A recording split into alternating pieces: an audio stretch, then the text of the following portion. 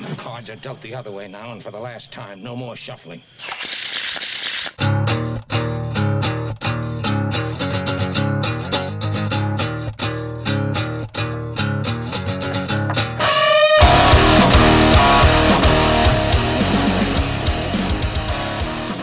All right, welcome back to another episode of Fantasy Fuel Shuffling the Deck.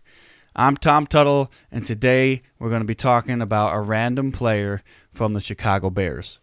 The Bears around here, there's a lot of people that love the Bears, and I hear it almost every day, something new, something that they got to say, something, hey, did you see this? Or, hey, did you see that? Yeah, I did. Yeah, it's cool. I'm not a Packers fan by any means.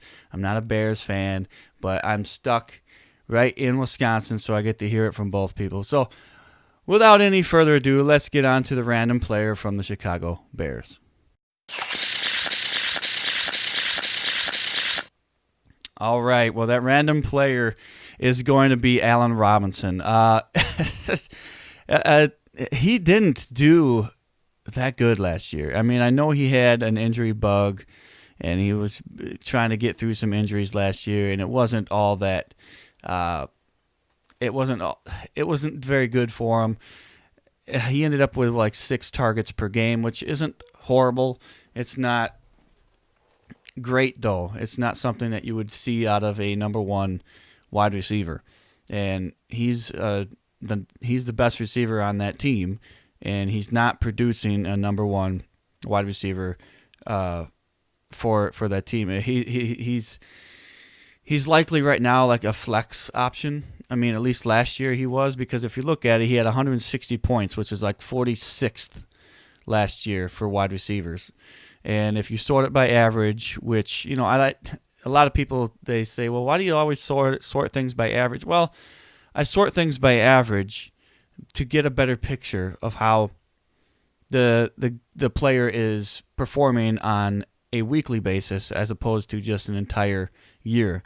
Well, if you sort it by average, he has 12.3 points per game, which is actually not that bad. The problem is it's like 6 games he had that were under 10 points. So that 12.3 points is not super accurate. You have to dig deeper than just sorting things by average sometimes. And in this case, you do, because 6 games he was under 10 points. And then there was also 3 games where he didn't play at all. And, of course, he had the bye week as well. So that's, if you add it all up, that's 10 weeks where he was under 10 points, or where he produced almost nothing or nothing. And that's not going to help you win in fantasy football. Now, like I said, I know he was banged up a little bit, and he's trying to fight through some of the injuries and stuff. But he only had 1 game that was over 20 points, and that's not very good. And that was a big week. That was a huge week. So it's really throwing the perspective off a little bit. So that's why he has a 12.3 points per game average.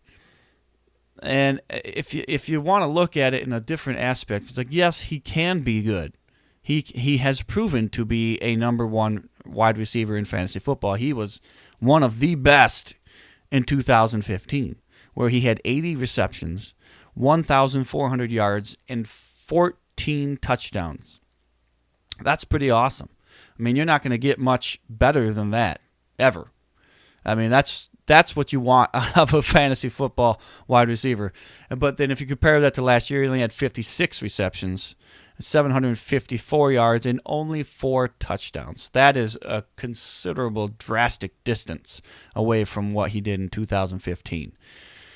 So it's hard to say that he can be what he was in 2015. So I'm not going to actually tell you that that's going to happen ever again. But what I can say is that with him and Trubisky starting to get on the same page, and he was recovering from this injury bug that hopefully he doesn't have this year. He will stay healthy the whole year.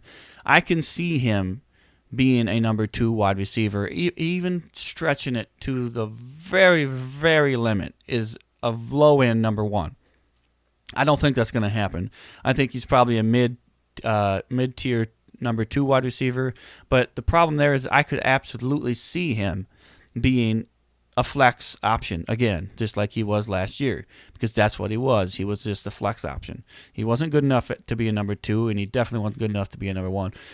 And the thing is, with Trubisky and Robinson, if they don't get on the same page quickly, they're not going to get on the same page, because Robinson only has 2 years left on his contract, which means they got to do it this year or next year.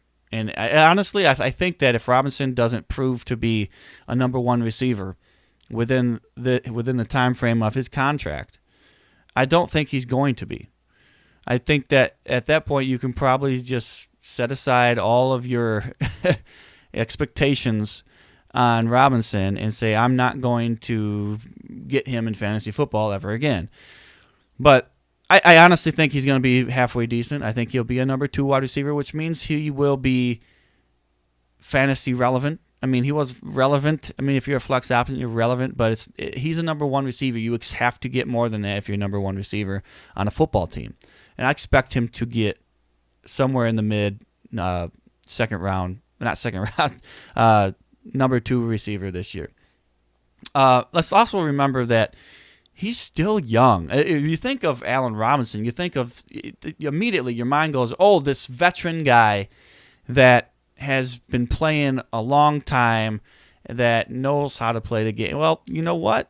He's only been around for 5 years. He's going into his 6th year right now. And he's only 25 years old. I mean, that's really, he's got a lot of time left. So if he can actually prove something with Trubisky this year and next year, I can very well see them extending his contract and giving him another whatever. It was some $40 million. I don't remember what it was that they gave him. It wasn't $40 million. I don't remember what it was that they gave him last year to sign with the Chicago Bears, but I know it was something halfway decent. And let's see if he can prove worth and see what his value is for fantasy football this year. I mean, speaking of value, his ADP is somewhere around the 8th round. That's actually kind of valuable. I don't mind him in the 8th round.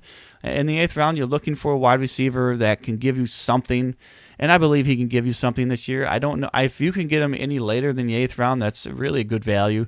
I'm saying the 8th round is probably about right. But let's remember, he is a number 1 receiver. So if they can click, if Trubisky and Robinson can click in the 8th round, that's really, really valuable. So you have to weigh the risks and the rewards on this one, and I believe that the rewards is greater than the risk, especially in the 8th round. So I wouldn't mind having him on my team this year. I'm just not expecting him to be a number 1 receiver. I'm not expecting him to be a number 2. I think he'll be a number 2 this year, but I would not expect any more than what he gave you last year. Otherwise, you're going to be disappointed if he gives you something and it's just, here's my flex option. That being said, I think that's probably a good place to stop with Allen Robinson. I like him as a player. I think he's got loads of talent. And we've seen that he can do it. Like back in 2015, he has it. We just have to see it back on the field with a quarterback that he can trust in. So we'll see what happens with that. Now, I want to remind you all to go ahead and give us a like on YouTube if you're watching us on YouTube, and subscribe. That really would help us out a little bit there. That'd be really great. Remember that you can find us on fantasyfuelpodcast.com. We're also on Facebook, Facebook's Start 'em and Sit 'em page, where you can ask questions, and everybody there is going to help you out. We'll help you out there as well. Don't forget about Pole Sports. You want to register now for Pole Sports and be one of the first people to register for this app. It's going to be great going forward in the near future. You can also find us on Twitter at Fantasy Fuel. Apple Podcast, if you're listening to us on there, please give us a little rating, a ranking, whatever you want to call it. That really does help us out, get noticed. You can listen to us on Spotify, or we're everywhere. I mean, you guys know this by now. I say this every single time we do an episode. If you're listening to us, please keep listening. Tell your friends. Any kind of word of mouth really helps us out. And remember to stay fueled up this off season.